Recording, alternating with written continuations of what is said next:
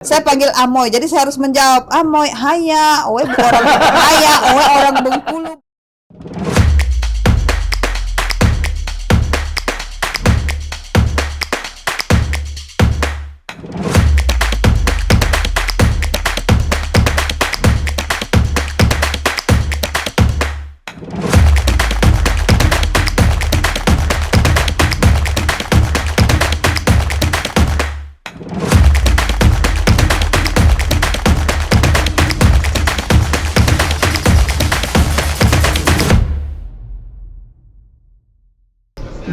Beda lah Bu Karo? orangnya kan. Apa kabar?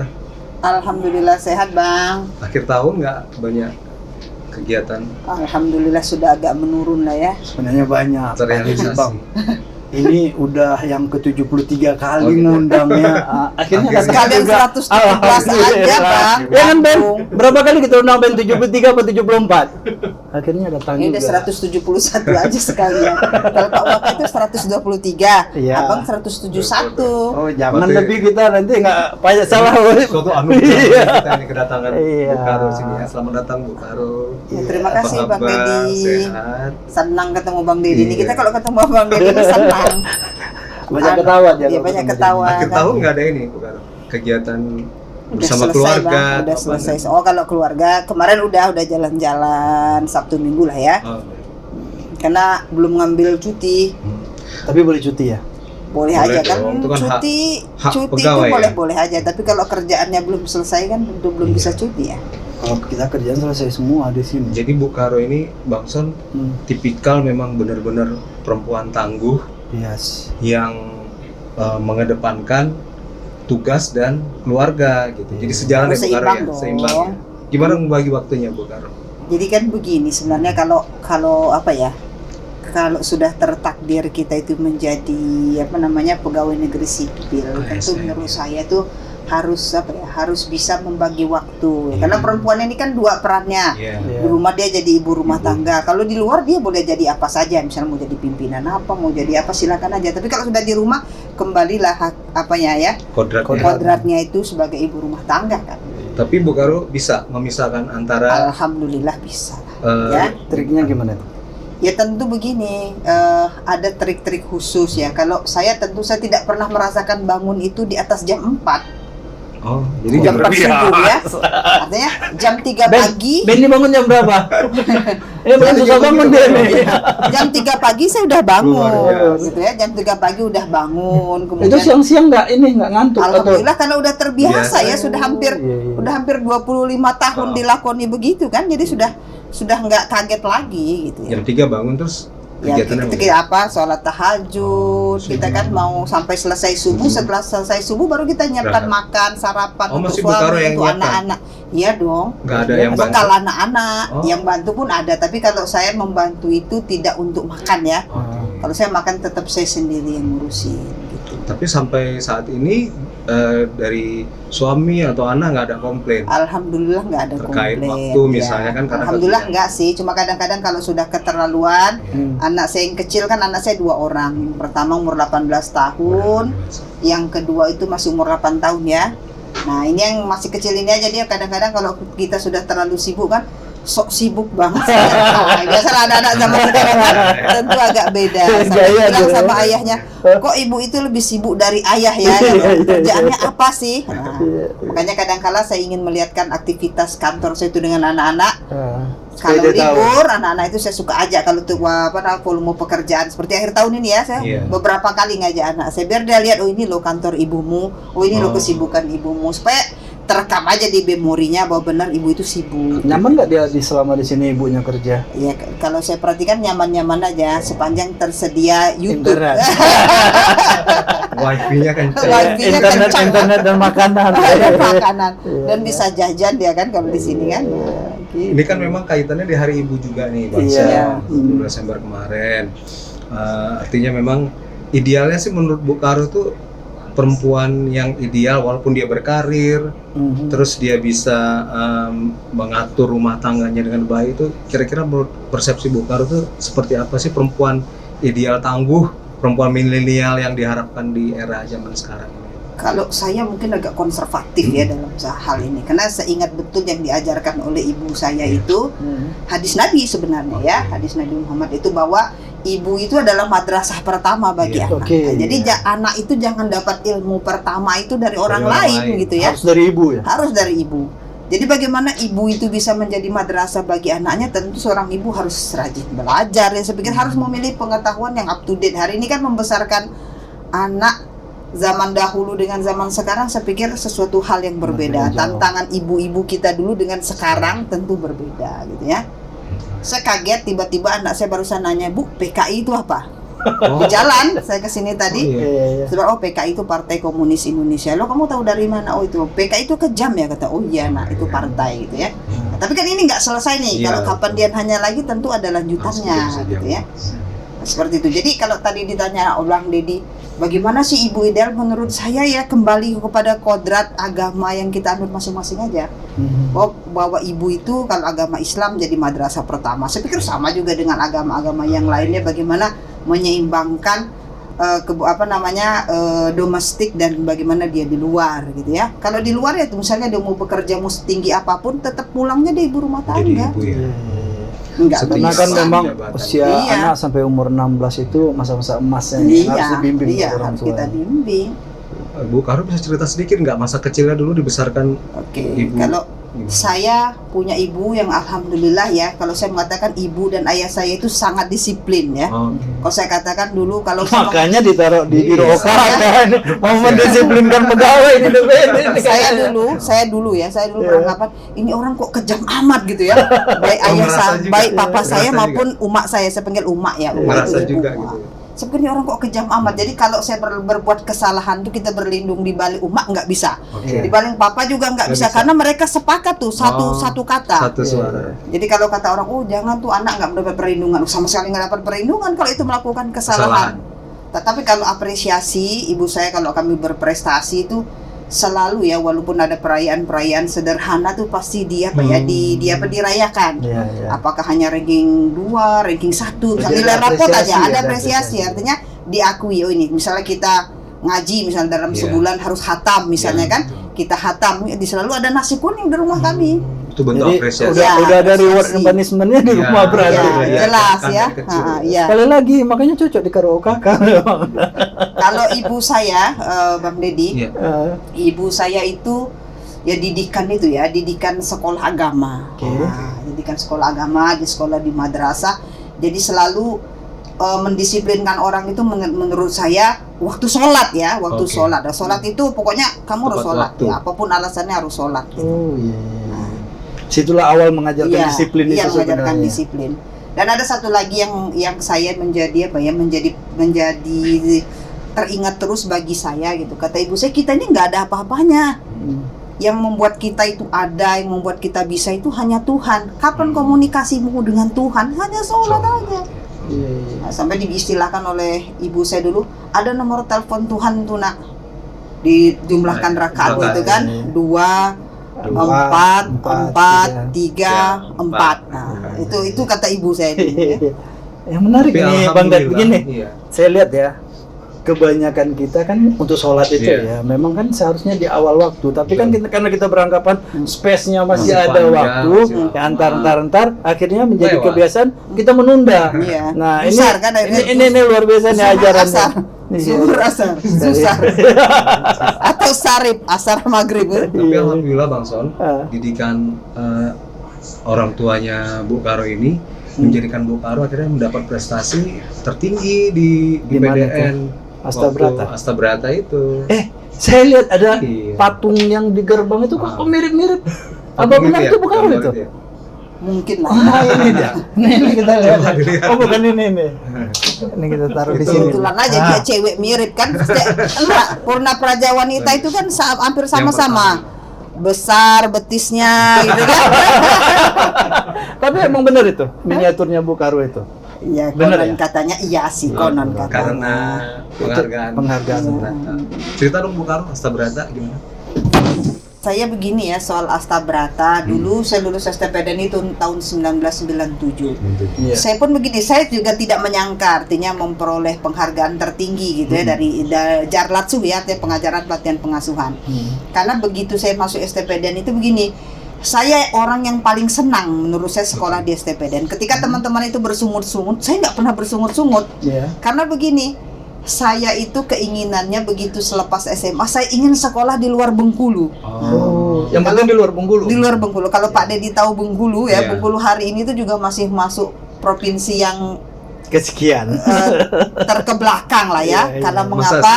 Bengkulu itu tidak diuntungkan secara region. Jadi kalau istilah Geografi. secara geografi dia namanya regional rock. Jadi dia terkunci ya. Regional lock ini dia terkunci, dia bukan daerah transit, dia bukan daerah tujuan. Nah, jadi Karena memang geografis. kalau orang ingin ke Bengkulu harus menyengaja Khusus ke ke Bengkulu. Bengkulu. Khusus ke Bengkulu. Iya, Kalau iya. beda kalau orang mau ke Palembang kan, Pasar. mau tahu mau kemana Beda. pun, nah dia tidak menjadi daerah terkunci. Mungkin yang mirip-mirip Sumatera Barat ya, tapi Sumatera Barat masih bisa terbuka ke tempat lain ya. Nah, tapi kalau ke Bengkulu khusus ke Bengkulu. Jadi kembali, jadi begitu tamat SMA, saya dulu cita-citanya nggak masuk STPDN. Nah, cita-cita saya tuh pengen jadi dokter. Sehingga saya memilih waktu itu diarahkan guru mendapat PMDK Iya. ke UGM, Fakultas Oke, Kedokteran. Tapi tentu kadarullah saya nggak dapat ya. Iya. Saya nggak dapat. Kemudian malah keterimanya ada namanya program PBUD Universitas Bengkulu. Oh, di Bengkulu. Saya terima di Fakultas Pertanian Program Studi Kehutanan. Oke. Tetapi berproses tes STPDN pun saya sudah ikut tes STPDN. Alhamdulillah keluar, saya lulus. Dari situ saya berangkat dengan perasa gembira. Karena Alhamdulillah keluar dari Bengkulu. Ya. Jadi Alhamdulillah. bukan karena STPDN ya, kayak keluar dari Bengkulu. Alhamdulillah saya keluar dari Bengkulu. Jadi perasaan saya berbunga-bunga, walaupun setelah sampai di sana berbeda lagi lah. Yang kita semua tahu lah apa yang terjadi kan. Begitu kita lihat selamat datang ragu-ragu kembali kan. Nah, saya pikir, Sudah apa siapkah ragu-ragu? mental dan Sudah, fisik ya, Anda? sudah siapkah mental dan fisik? Anda. Tetapi saya secara umum menjalani kehidupan disiplin seperti itu bagi saya biasa. Karena memang udah dididik Karena itu memang tadi ya. ibu dan ayah saya bahkan lebih Dididik. keras dari Keras. pengasuh menurut saya gitu ya. Oh, berarti belum ada apa-apanya itu Iya. kehidupan di Jatinangor itu. Biasa gitu ya. Cuma kalau ayah dan ibu kan kalau kita berprestasi kan masih bisa masih Iya. bisa minta makan lebih banyak Dikasih. gitu kan. Bisa Berarti dikasih Bu Fitri di hadiah. sana Bang Ded, kalau sebagian kita kan ditanya diginin dulu, Pap, siapa nama orang tua? Nggak bisa jawab lagi. Nah, kalau Bu Fitri nggak ngalamin kayak gitu kayaknya. Saya mungkin agak blank itu sebulan pertama aja. Iya, iya. Tetapi nggak terlalu lama ya saya pikir karena Setelah- begitu selesai Cepat penataran adaptasinya P4, ya. penataran P4 tuh saya ranking 2. Wah, dari penataran awal P4. dari awal udah Penataran P4 tuh saya ranking 2. kita harus Prestasi banyak bergaul ya. dengan orang pintar kayak gini supaya ketularan ke kita pintarnya ya. Saya ranking 2 benar artinya mau membuktikan bahwa saya tidak terlalu stres ya menurut Oke. saya gitu ya. Oh, jadi Stres intinya sih stres lah pasti stres ya. dalam arti gini. Karena kita konsentrasi, kita bisa berprestasi. Iya. Karena mungkin karena stres, pengaruh stresnya jadi Nah, bisa kalau menurut saya konsentrasi sih kita buyar, gitu. sebenarnya di STPDN itu semua orang kan kita kan inputnya kan hampir sama. Sama, Saya ya. pikir dengan persyaratan yang demikian Iya. ketat. Tetapi ada yang mungkin ya tidak terlalu siap dengan kondisi Betul, ya. betul. Kemampuan adaptasi kita Iya, kan berbeda-beda. berbeda-beda. Atau memang mungkin di rumah biasa santai gitu. Makanya tadi saya awali kalau saya udah nggak kaget Iya. lagi tuh bangun pagi gitu kan. Orang saya di rumah juga mandi juga sebelum subuh biasa aja. karena udah terbiasa itu. Karena saya punya saudara banyak mas. Saudara berapa? saya kami 7 saudara. Orang Kemudian di rumah udah saya pintar, orang kaya lagi. di rumah saya pun banyak saudara-saudara sepupu saya Bukan menumpang. anak keberapa? Saya anak keempat dari 7 bersaudara. Saya Emang jadi anak keempat pintar-pintar. punya Saya anak keempat juga. adik 3, anak 3. Jadi kalau misalnya kemampuan mengalah saya mungkin lah ya. Lebih Anak unggul tengah dibandingkan ini. yang lain. Karena udah biasa dikorbankan belakangan tuh biasa. Udah ini kakakmu duluan, ini adikmu Adik duluan duluan, ya. ya. Ya udah kita nunggu aja lah sisa-sisanya kan. Risiko jadi anak tengah ya. Ya, sih kok jadi anak tengah. Gitu. Oh gitu. Jadi akhirnya Bu Karo diterima di STPDN. Kuliah di sana ya. Kegiatannya. Ya gitu. mengikuti kegiatan saya dengan senang hati. Dulu saya mungkin kalau kakak-kakak 03, 04 tuh masih ingat sampai saya dikasih gelar Amoy selama ospek. Apa tuh? Karena mirip Cina kan, putih, matanya sipit. Sekarang gitu. masih kok. Kalau saya pikir dari mana miripnya gitu Iya ya. kan masih kan. Ada Sampai saya panggil Amoy, jadi saya harus menjawab Amoy, haya, oe bukan orang haya, oe orang Bengkulu bukan orang Cina gitu. Nah, pokoknya saya selalu dikerjain. Wanita Prajanya atau yang Semua apa tapi kita nggak pernah tuh ya. Puna Praja Kamu juga nggak panggil? Ah, Nggak pernah. ada kita. tuh, coba tanya Dharmapati 04 itu pasti itu Amoy, haya, oe bukan orang Cina, oe orang Bengkulu. Saya harus menjawab itu kalau orang kan stres ya. Saya udahlah lakoni aja lah. Yang penting gua kagak dihukum. Seperti itu kira-kira. Nah, dengan apa ya istilahnya, dengan keteraturan, kedisiplinan seperti itu, ya setiap menerima laporan hasil semester, alhamdulillah nilai saya baik gitu ya. Dan mungkin menurut saya begini, ada satu yang mungkin tidak pernah kita duga, itu keberuntungan dalam hidup berkat doa orang tua. Nah, doa orang tua itu penting. Saya kalau selalu aja mau ujian, mau apapun penting-penting dalam hidup kita, minta doa. Selain doa orang tua, Bu Karo mungkin Ya tentu kita cara belajar ya, cara belajar pasti. Tadi saya bilang. Boleh dibagi trik cara Nah, belajar. kalau saya belajarnya itu selalu saja, kan dulu kan dikejar-kejar aerobik tuh. Makanya saya mandinya sebelum subuh. Oke. Saya mandi sebelum Orang subuh. belum bangun udah mandi Orang nih, belum Bri? bangun saya udah mandi, udah beres, sudah siap pakaian aerobik ya, pakaian aerobik, sudah pakai sepatu. Menunggu belum pakai sepatu nih, masih nunggu subuh kan, saya di ruang belajar dulu.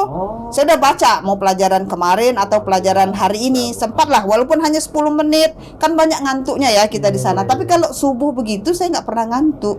karena pikirannya Iya, masih segar ya. Habis itu sholat subuh kan, subuh terus baru aerobik. Sehingga teman-teman pulang aerobik, saya nggak harus berantri kamar mandi lagi.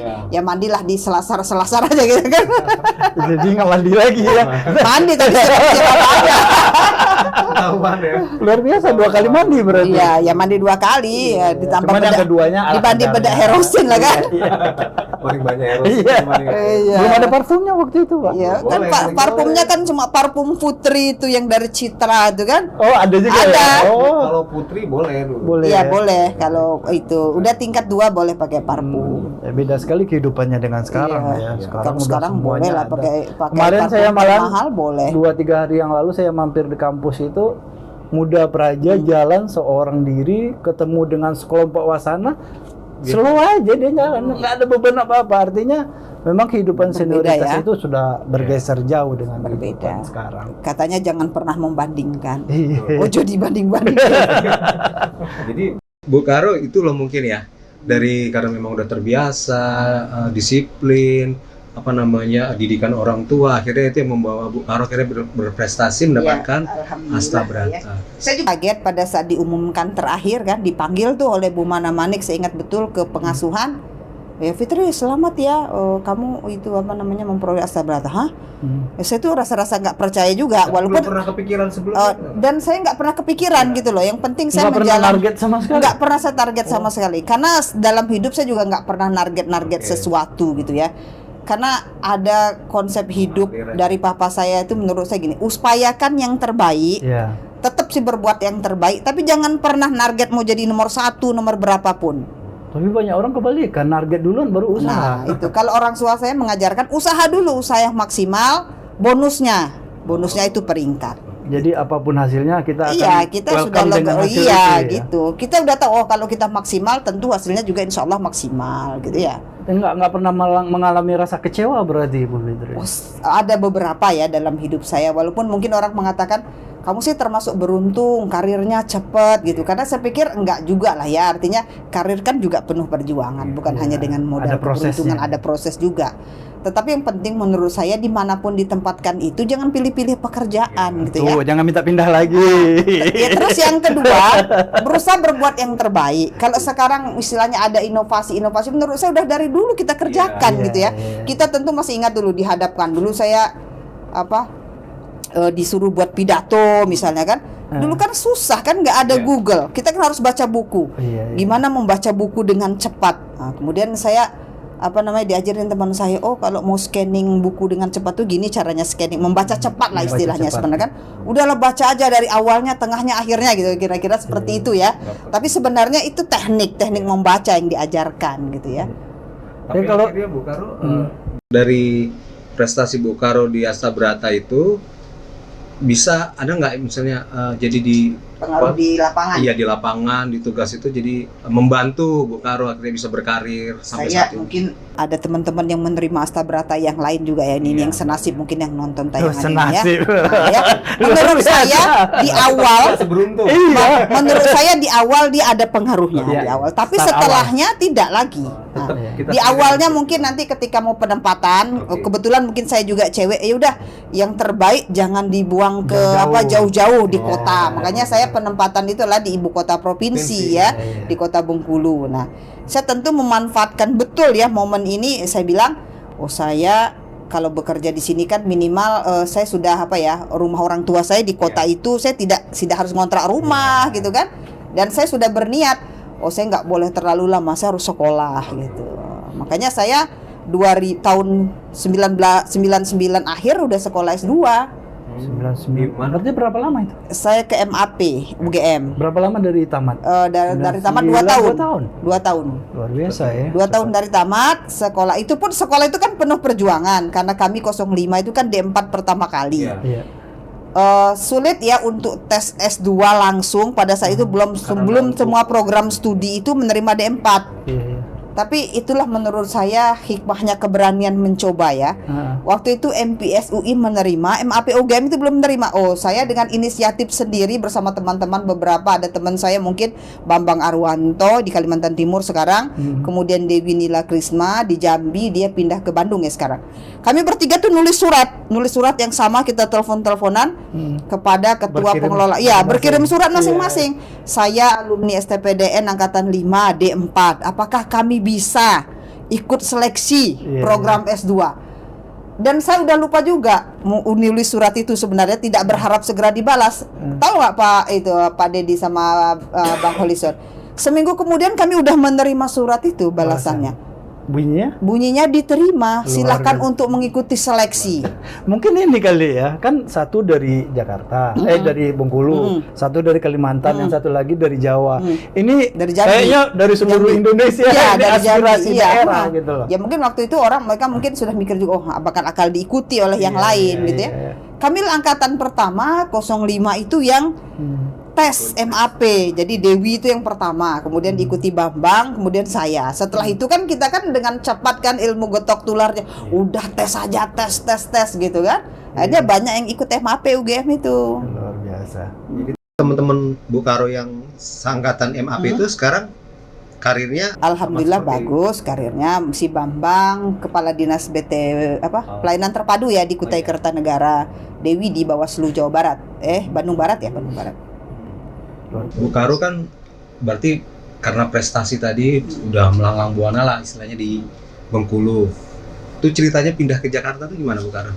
Sebenarnya saya ke Jakarta ini juga untuk yang kedua kali Bang. Kalau ada lagunya ke Jakarta aku kan kembali. Ini yang kedua nih ya. Plus ya. Jadi dulu 2006 sampai 2010 saya sempat jadi kepala kantor perwakilan Pemda Kota Bengkulu di Jakarta. Oh, sama kayak Pak Sekjen juga ya? Ya, di perwakilan, tapi Pak Sekjen kan perwakilan Provinsi Lampung. Saya Pemda Kota Bengkulu. Nah, mengapa kantor itu dibuat? Konon ceritanya gitu ya. Ini kan namanya Praja ini kan akalnya 1000 macam ya. Oh, ini ada kepentingan terselubung ya. Kebetulan nggak apa-apa ini dibongkar kesalahan, bukan kesalahan ya, saya pikir usaha, strategi ya. Cerita masa lalu. Saya dekat ya dengan Pak Wali Kota Pak Halik Effendi almarhum ya. Dia tadinya Kadis Sosial Provinsi Bengkulu, kemudian banyak berkarir di Sumatera Selatan, tapi kemudian beliau jadi wali kota Bengkulu. Beliau alhamdulillah dengan purna itu senang. Senangnya apa? Cekatan menurut dia, kemudian tidak banyak bicara.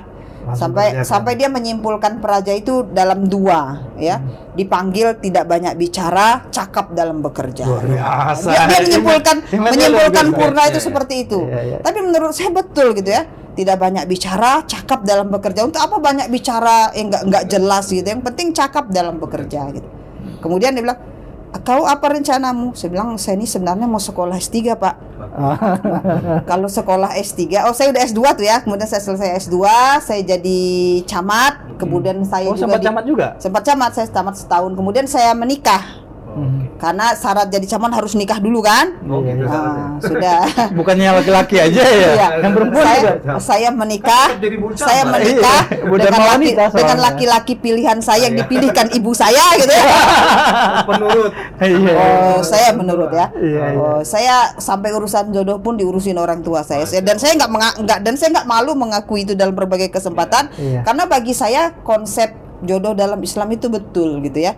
Orang tua harus peduli terhadap jodoh anaknya. Jangan dilepaskan pacaran-pacaran tak jelas. Pasti orang tua akan menjadikan yang terbaik. Sehingga saya menikah dengan laki-laki pilihan saya yang juga pilihan orang tua saya gitu ya. Udah klop lah berarti. Nggak ada masalah. Itu 2002, kemudian saya dilantik jadi camat sampai 2003 ya. 2003 kemudian saya jadi PLT Kabak pemerintahan.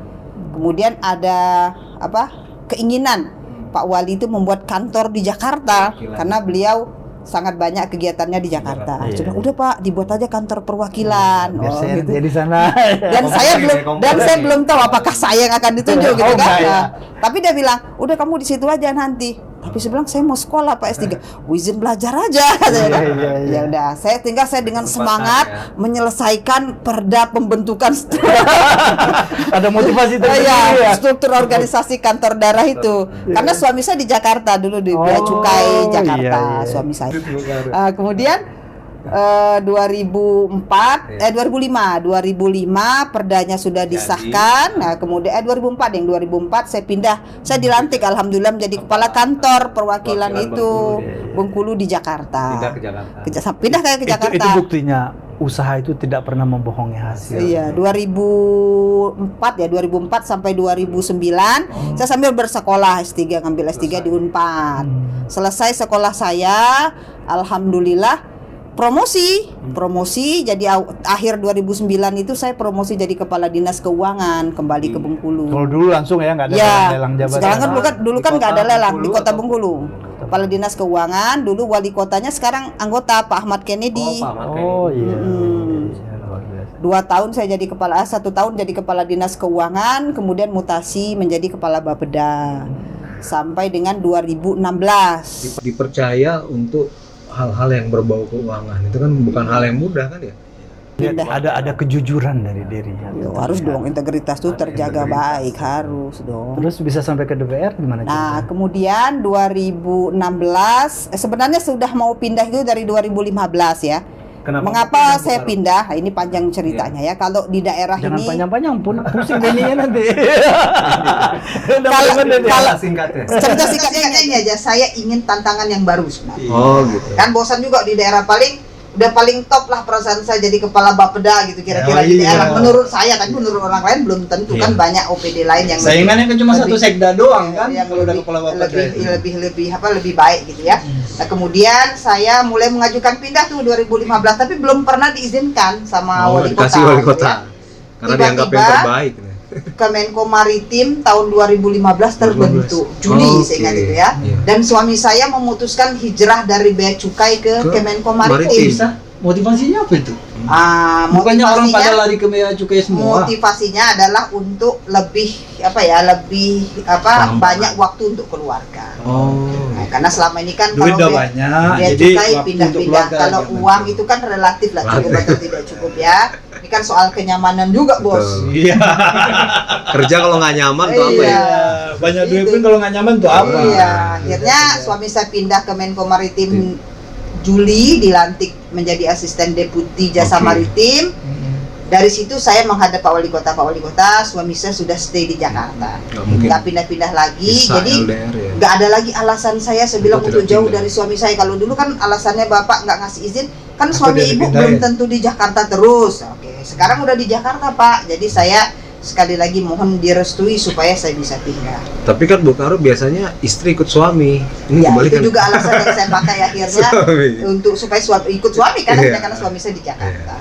Dikasih izin, akhirnya saya melamar ke beberapa instansi. ada Kementerian Koperasi, kemudian ke DPR. Akhirnya diterima di DPR. Di Kementerian Koperasi juga diterima, tapi sudah terlanjur terima di DPR. Nah, jangan tanya kenapa nggak mengajukan ke Kemendagri ya? Enggak, saya mau nanya kenapa pindah ke DPD itu akhirnya. Kemudian kan ceritanya. saya ke DPR, di DPR kan saya menjadi analis kebijakan, sempat jadi staf ahlinya Pak Sekjen DPR, Pak Indra Iskandar, Pak Junaid juga sempat saya ngalamin.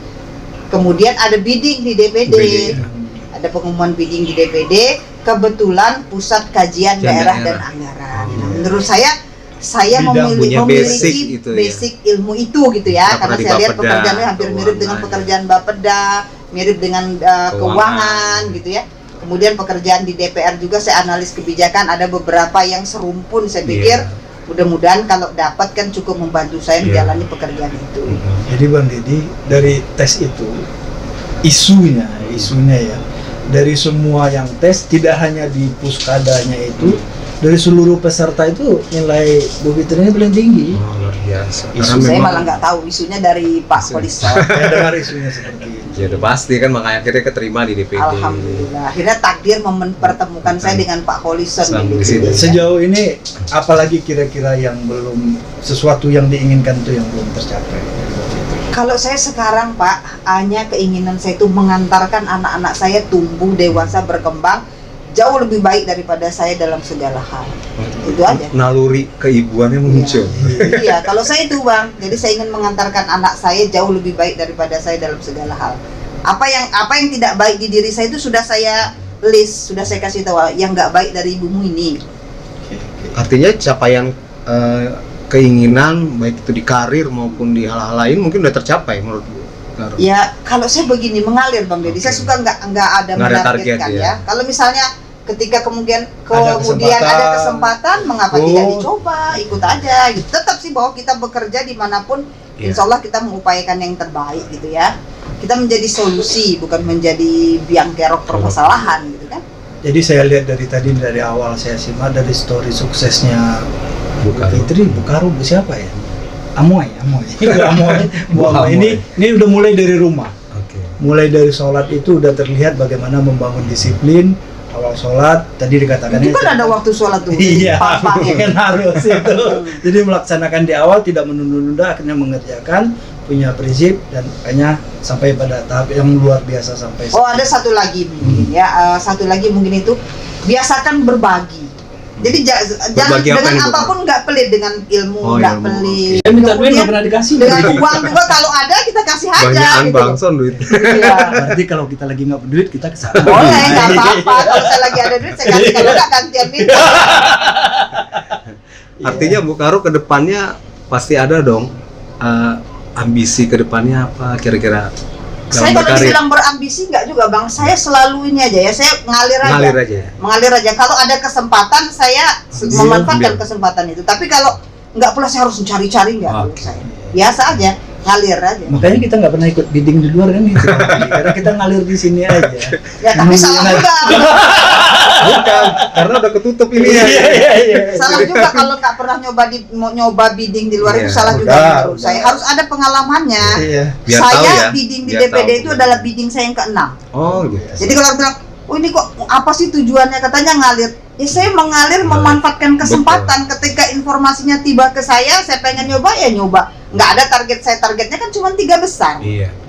Kenapa 3 besar itu pembuktian bahwa kita mampu, kompetensi diukur. Kalau sampai nggak masuk 3 besar kan malu gitu ya, itu aja. Kalau soal 3 besar kemudian dipilihnya siapa itu tergantung user lah ya. Nah, Bu Karo, kira-kira apa sih saran atau masukan dari Bu Karo untuk adik-adik yang sekarang ini yang baru meniti karir, baru masuk gitu? Ada nggak? Satu mungkin yang saya lihat ya dari adik-adik ini, saya tidak bermaksud ingin membandingkan gitu ya, kurang tangguh menurut saya. Selalu ingin ini ya, selalu ingin dapat enaknya duluan. Kurang tangguh ini bukan membandingkan juga ya. Apakah karena kehidupannya di dalam yang berbeda dengan kehidupan kita dulu, atau kira-kira apa penyebabnya? Mungkin salah satunya ada itu juga, tapi atau justru kita senior ini yang terlalu sayang dengan adik-adiknya. Bisa jadi ya. Nah, jadi mereka merasa nyaman duluan begitu datang adik-adik ini kan langsung apa yang diciptakan itu kan kenikmatan dan kenyamanan. Bukan berarti kita itu sayang, menurut saya boleh, tapi kadang-kala orang itu juga harus dihadapkan pada kesulitan. Saya termasuk beberapa yang lapor ke saya sengaja pasang wajah jutek gitu ya. Bukan apa-apa. Bukan aslinya ya? Bukan aslinya.